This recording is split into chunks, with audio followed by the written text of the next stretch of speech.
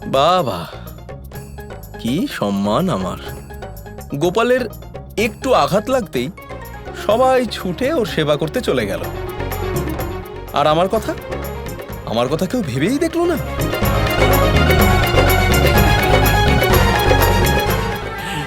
হেসে নে গোপাল, হেসে নে। তুই বলেছিলি এই পদ্ধতিটা কাজে দেবে। এই সব পদ্ধতি না শুধুমাত্র তোর জন্যই কাজে লাগে, ব্যাস। এমন কোনো ব্যাপার নয়, এটা তো সত্যি কার্যকরী, তাই না? কোথায় কার্যকর হলো? হ্যাঁ, আমার তো কেউ সেবা করছে না। আমি সত্যি অনেক কাজ করেছি, আর আমার খুব পরিশ্রম হয়েছে। ভাবলাম যদি সত্যি আমার ব্যথা হয়, তাহলে সেবার যে ফল, মানে আরাম, আমি ততটাই উপভোগ করতে পারবো। এই দেখো, এই ফল পেলাম আমি।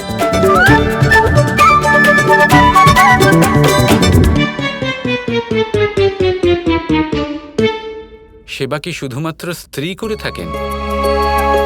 পুত্র তো সেবা করতে পারে। আমি আছি তো আপনাকে সেবা করার জন্য, আপনার প্রিয় কানাই। আপনি বুঝতে পারছেন তো গুরুদেব, সরীসৃপের রূপ ধারণ করে ওই অসুর না জানি কেন বারবার কানাইকে ডাকছে। আমি বলেছিলাম যে কৃষ্ণকে এখানে ডেকে আনো, কিন্তু তোমরা ওর ভাই বলরামকে এখানে নিয়ে এলে। কোনো প্রহার, কোনো শক্তির উপর কাজ করছে না। এবার আপনি বলুন যে আমরা কিভাবে এই অসুরের সম্মুখীন হব? ও, এবার বুঝতে পেরেছি যে কৃষ্ণ তোমায় এখানে কেন পাঠিয়েছে। কারণ এই কাহিনী আমি ছাড়া আর কেউ জানে না। কোন কাহিনী এটা গুরুদেব? যদি এই কাহিনীটা জানলে আমাদের সমস্যার সমাধান হয়, তাহলে দয়া করে বলুন। এই কাহিনী হলো রাজা নিরিকের, সূর্যবংশীয় রাজা নিরিক, যিনি ছিলেন অত্যন্ত মহান এবং দানী। মহাদানী মহারাজ নিরিকের জয়! সূর্যবংশী মহাপ্রতাপী রাজা নিরিকের জয়! মহাদানী মহারাজ নিরিকের জয়!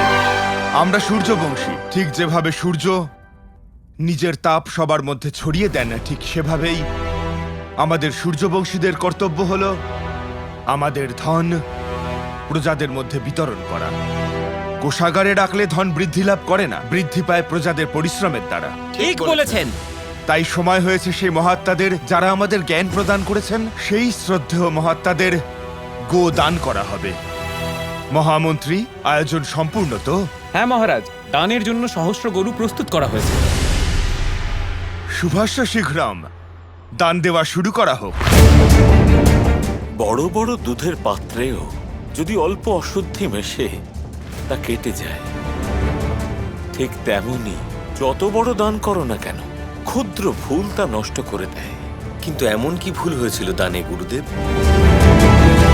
একজন ব্রাহ্মণের গাভী বিচরণ করতে করতে রাজার গাভীর দলে সম্মিলিত হয়ে যায়। রাজা নিরিক এই বিষয়টি জানতেন না।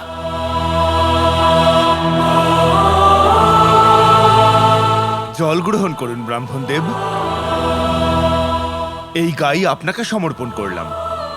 দাঁড়ান মহারাজ,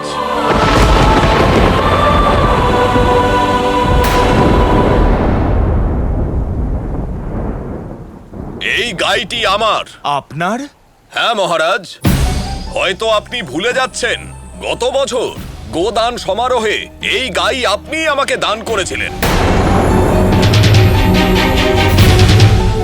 কিন্তু এই গাই তো আমি ব্রাহ্মণ দেবকে দান করে দিয়েছি। দানের ব্যাপারে আপনার আরো সাবধান হওয়া উচিত ছিল মহারাজ। যে বস্তু আমার তা আপনি দ্বিতীয়বার কাউকে দান করে কিভাবে পুণ্য অর্জন করতে পারেন? এটা আপনার গরু কি করে হতে পারে? আমাদের গরু রাখার স্থান সকল দিক থেকে সুরক্ষিত। এখানকার সবকটি গরু কোষাগারের অর্থ দিয়ে কেনা হয়েছে। হয় আপনার কোনো ভুল হয়েছে, অথবা আপনি মিথ্যে বলছেন ব্রাহ্মণ। যদি তাই হয়ে থাকে, তাহলে এই গাইকে ছেড়ে দেওয়া হোক। এই গাই ওর প্রভুর কাছে নিজেই চলে যাবে।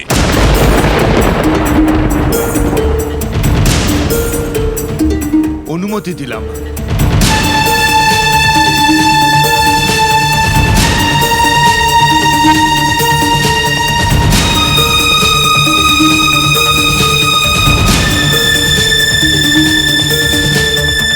দেখলেন মহারাজ, আপনার এই মন্ত্রী হলো মূর্খ।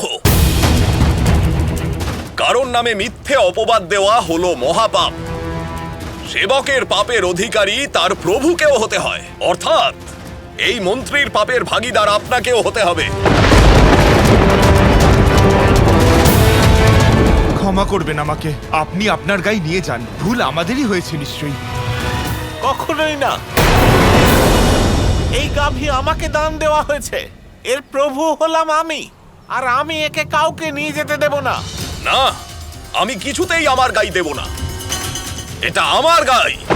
রাজা নিরিখ অত্যন্ত ভীত হলেন, আর একজন ভীত ব্যক্তি আরো বেশি ভুল করেন। ব্রাহ্মণ দেব, এখন একটাই উপায় আছে, আমি একই গাই আপনাদের দুজনকে দান করে ফেলেছি। আপনাদের দুজনের মধ্যে কাউকে এই গাই ত্যাগ করতে হবে, আর যিনি সেই অধিকার ত্যাগ করবেন তাকে ক্ষতিপূরণ হিসেবে 1,00,000 গাই দেওয়া হবে।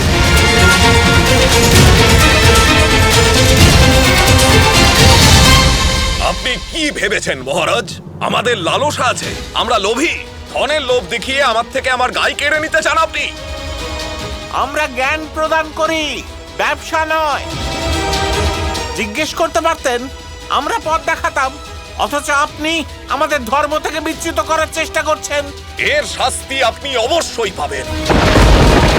আমি ব্রাহ্মণ দেব এই গোবংশকে সাক্ষী রেখে আপনাকে অভিশাপ দিলাম রাজা নিরিখ, যে আপনার পাপ কখনো আপনার পিছু ছাড়বে না। তোমায় এই পাপের ফল ভোগ করতেই হবে। আমরা আপনাকে অভিশাপ দিলাম। রাজা নিরিখ ব্রাহ্মণদের লোভ দেখিয়ে খুব বড় ভুল করেন। যদি জ্ঞানী ধনের লোভে জ্ঞান বিক্রয় করেন, তাহলে জ্ঞান নষ্ট হয়ে যায়, আর জ্ঞানের অভাবে বোধ নষ্ট হয়ে যায়। পরবর্তী কাহিনী বলুন গুরুদেব, এরপর কি হলো রাজা নিরিখের সাথে? সেটাই যেটা মৃত্যুর পরে হয়ে থাকে। রাজা নিরিখ যমলোকে যমরাজের সামনে গিয়ে উপস্থিত হলেন। আপনি বহু পুণ্য অর্জন করেছেন রাজন, শুধু একটি পাপ আপনাকে কলঙ্কিত করেছে। ব্রাহ্মণ অভিশাপ লাভ করেছেন আপনি। আমি যে কোনো প্রায়শ্চিত্ত করতে প্রস্তুত। আপনার পুণ্য বিবেচনা করে আপনাকে নির্বাচনের সুযোগ দিলাম।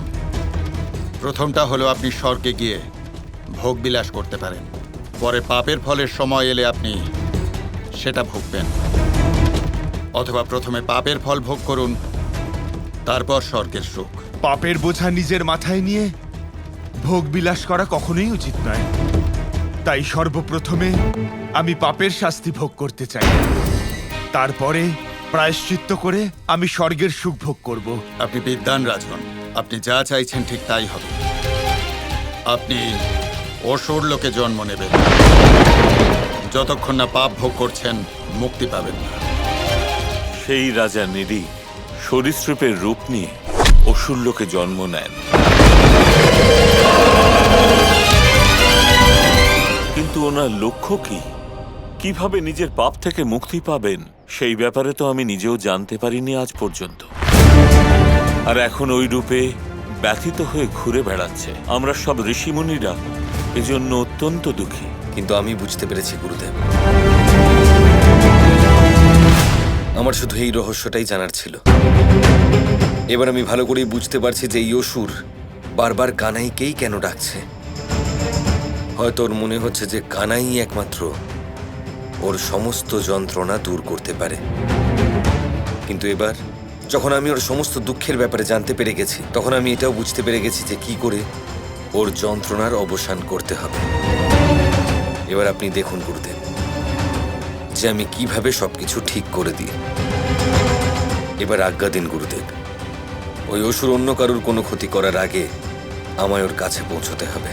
পুত্র, যদি আমার কোনো সাহায্যের প্রয়োজন হয় আমি নিশ্চয়ই তা করব। ধন্যবাদ গুরুদেব।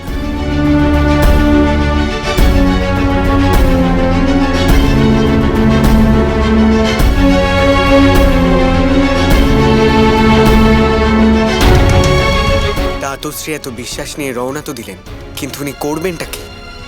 সেটাই তো আমিও জানতে চাই শাম্বু। কৃষ্ণ কৃষ্ণ কৃষ্ণ কৃষ্ণ